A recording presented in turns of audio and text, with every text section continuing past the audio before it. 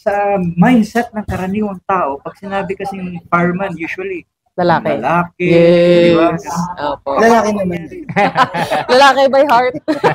Hindi, joke lang. Hindi, I'm married po with one child. So actually, nag-start to tripping.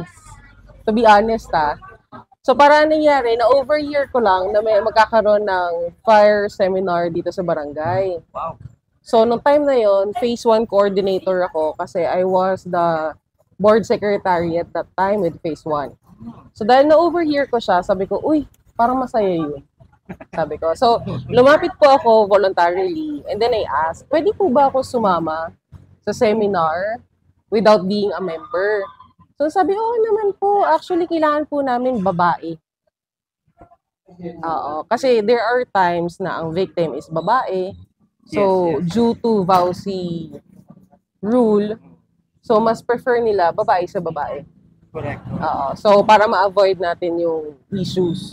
So for example, kung mayroon mang victim na kailangan hugutin na babae, most likely ako yung kukuha sa kanya. And then I'm also trained as an EMS. So, ako din yung nag-first aid sa mga victims na female.